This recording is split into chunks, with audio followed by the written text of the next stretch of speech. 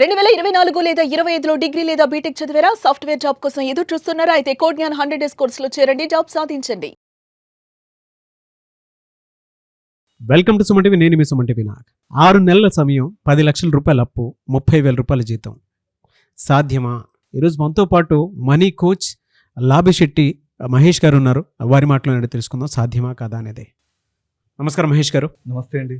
Sir, being a money coach చెప్పండి, 6 నెలల్లో 10 లక్షల రూపాయల అప్పుని తీర్చడం అనేది సాధ్యమా? అది కూడా 30,000 రూపాయల జీతం ఉన్నటువంటి ఒక పర్సన్ దాన్ని తీర్చగలుగుతారా 6 నెలల్లో? ఒకవేళ తీర్చగలిగితే ఏ విధంగా తీర్చగలుగుతారు? సాధ్యమే అండి నాగరాజు గారు. కానీ ఒక్క జీతంతో మాత్రం అది సాధ్యం కాదు. ఇది Okay. గణితం. అదనపు ఆదాయం సమకూర్చుకున్నప్పుడు మాత్రమే ఇది సాధ్యం అవుతుంది. దానికి స్ట్రాటజీ అనేది చాలా ఇంపార్టెంట్. ఈ స్ట్రాటజీ ఇంప్లిమెంట్ చేయడానికి 4 స్టెప్స్ ఫాలో అవ్వాలి మనం. ఫస్ట్ స్టెప్, లీకేజ్ని కంట్రోల్ చేయాలి. మనకు ఆదాయం అనేది ఒక మార్గం ద్వారా వస్తుంది. మనకు తెలుసు ఆ విషయం. కానీ అది అనేక మార్గాల ద్వారా వెళ్ళిపోతుంది. మనం పే చేసేటువంటి ఈఎంఐ ద్వారా వెళ్తుంది, ఫోన్పే ద్వారా వెళ్తుంది, గూగుల్ పే ద్వారా వెళ్తుంది, మీషో ద్వారా వెళ్తుంది, జొమాటో ద్వారా వెళ్తుంది, బుక్ మై షో ద్వారా వెళ్తుంది. ఇలా ఎన్నో మార్గాల ద్వారా వెళ్తుంది.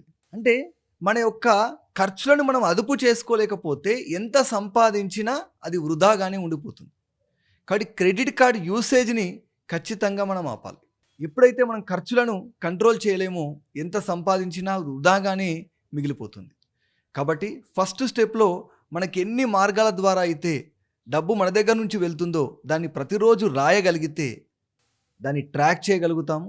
తద్వారా నీ ఖర్చులు తగ్గిపోవడం అనేది నెల నెల ప్రారంభమవుతుంది. బట్ ట్రూ సార్, నిజంగానే మీరు చెప్పినట్లు ఎక్కడెక్కడైతే మనీ లీకేజ్ జరుగుతుందో, మనకు వచ్చేది ఎంత, మనకి లీకేజ్ ఎంత జరుగుతుందో అనేటువంటి దాని మీద కాన్షియస్నెస్ అవేర్నెస్ అనేది మాత్రం ఖచ్చితంగా ఉండాలి. అంటే అది కాన్షియస్గా ఉండాలి. అవగాహన లేనప్పుడు మాత్రం ఆ మనీ కంట్రోలింగ్ అనేది మన చేతుల్లో లేదు అని అంటే ఏది మన కంట్రోల్లో ఉండదు అనేది మాత్రం నిజం. సెకండ్ స్టెప్, అదనంగా మనం డబ్బు సంపాదించడానికి ఉన్నటువంటి మార్గాల్ని అన్వేషించడం. ఓకే.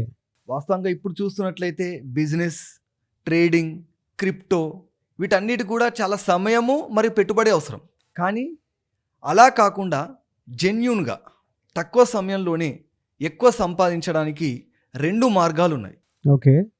ఒకటి సేల్స్ ఆధారితమైనటువంటి, మనం చేసినటువంటి సేల్స్ ఆధారంగా మనకు వచ్చేటువంటి కమిషన్ ద్వారా ఎక్కువ ఆదాయాన్ని పొందడం. Like what sir? Real estate, course selling, ఇలాంటి సేల్స్ ఆధారితమైనటువంటి, అంటే కమిషన్ ఆధారంగా తక్కువ సమయంలోనే ఎక్కువ డబ్బు సంపాదించడానికి అవకాశం ఉంటుంది. ఈ కోర్స్ సెల్లింగ్ ఎలా ఉంటుందండి? అంటే రియల్ ఎస్టేట్ అంటే మనకు అందరికీ అర్థమైపోతూ ఉంటుంది, ఎస్, కమిషన్ ద్వారా డబ్బులు ఎక్కువ సంపాదించుకోవడానికి అవకాశం ఉంటుంది అనేది. ఒక్కొక్క టీమ్ లీడర్ని పట్టుకొని అక్కడి నుంచి ఏ విధంగా వెళ్ళాలో క్లారిటీ ఉంది. ఈ కోర్స్ ఎలా సెల్లింగ్ ద్వారా? డిజిటల్ ప్రోడక్ట్స్ ఉంటాయి కదండి, డిజిటల్ ప్రోడక్ట్స్ని మనము సేల్స్, అంటే ఇంకొకరు తయారు చేసినటువంటి డిజిటల్ ప్రోడక్ట్స్ని మనం సేల్ చేస్తాం. దాని ద్వారా మనకు కమిషన్ వస్తుంది. కాబట్టి ఈ కమిషన్ ఆధారితమైనటువంటి బిజినెస్లో ప్రతి నెల ఈజీగా మనం 1,50,000 నుండి 2 లక్షలు సంపాదించేటువంటి అవకాశం ఉంది. ఓకే. రెండవది స్కిల్ ఆధారితమైనటువంటి బిజినెస్.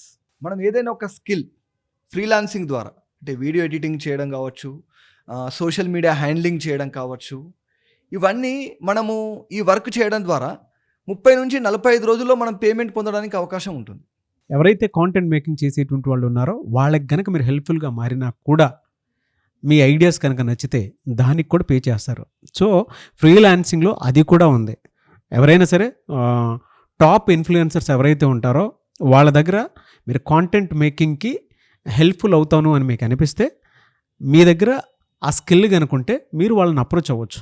దాని ద్వారా అయినా సరే మీరు మనీ అర్నింగ్ చేసుకోవచ్చు. థర్డ్ స్టెప్ ఏంటంటే local connections. Schools, colleges, hotels and hospitals ఉంటాయి. వాటికి వెండర్స్ని, సర్వీసెస్ని మనం కనెక్ట్ చేసామనుకోండి, సుమారు ప్రతి నెల 25,000 నుంచి 50,000 వరకు మనం కమిషన్ పొందడానికి అవకాశం ఉంటుంది. ఇలా ఏదైనా ఒక పెద్ద డీల్ని క్లోజ్ చేయడం. అంటే సార్, పెద్ద డీల్ క్లోజ్ చేయడం అంటే? ఫర్ ఎగ్జాంపుల్, స్కూల్స్లో, కాలేజెస్లో, కోచింగ్ సెంటర్లలో ఒక స్టూడెంట్ని జాయిన్ చేయించడం ద్వారా కమిషన్ పొందడం. అదేవిధంగా సెకండ్ ఇంకొక రకమైనటువంటి డీల్ క్లోజ్ చేయొచ్చు మనం.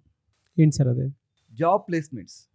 ఎవరైనా ఒక అభ్యర్థికి, అన్ఎంప్లాయ్కి ఒక కంపెనీలో మనం ప్లేస్మెంట్ ఇప్పించామనుకోండి, అతనికి వచ్చేటువంటి ఫస్ట్ మంత్ శాలరీ మనం కమిషన్గా పొందడం అనేది జరుగుతుంది. 30,000 అయితే 30,000, 40,000 అయితే 40,000 ఆ జీతం ఫస్ట్ మంత్ శాలరీ మనం తీసుకోవచ్చు. ఎందుకంటే ప్లేస్మెంట్లో మనం ఇప్పించడం ద్వారా మనం పొందేటువంటి ఇన్కమ్. ఓకే. మనం పార్ట్ టైం ఇన్కమ్ వచ్చేటువంటి మార్గాలను వెతుక్కోవడం.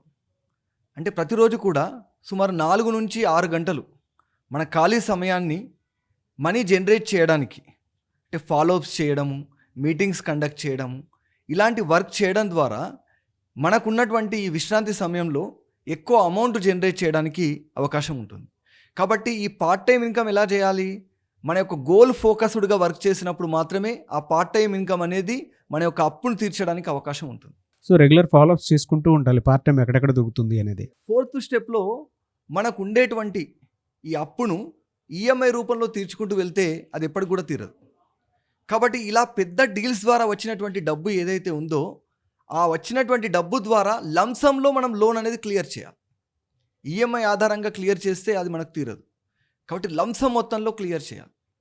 దానికి సంబంధించి మనకి ఎప్పుడైనా సరే ఎక్కువ మొత్తంలో డబ్బు అనేది జనరేట్ అయిందనుకోండి, చాలామంది ఏం చేస్తుంటారంటే ఆ వచ్చినటువంటి డబ్బుని వాళ్ళ యొక్క లైఫ్ స్టైల్ పెంచేసుకుంటారు. కార్లు కొనడము, న్యూ మొబైల్స్ కొనడము, టూర్స్కి వెళ్ళడం అలా చేస్తుంటారు. అలా చేస్తే ఎప్పటికి కూడా మనకు అప్పు తీరదు. కాబట్టి ఈ పెద్ద డీల్ ద్వారా వచ్చినటువంటి అప్పును వెంటనే లంసం ద్వారా మన అప్పును క్లియర్ చేయాలి. అదేవిధంగా ఎప్పుడైతే మనకు వచ్చినటువంటి అధిక మొత్తం ఉందో 70% అప్పును క్లియర్ చేయడానికి వాడాలి.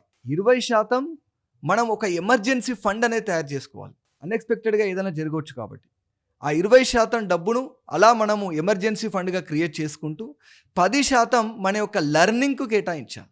Learning leads to earning. కాబట్టి ఎప్పటికప్పుడు కొత్త విషయాలు నేర్చుకుంటూ స్కిల్స్ని మనం పెంచుకుంటూ ఉన్నట్లయితే ఖచ్చితంగా మనం తక్కువ సమయంలోనే ఎక్కువ డబ్బు సంపాదించడానికి అవకాశం ఉంటుంది.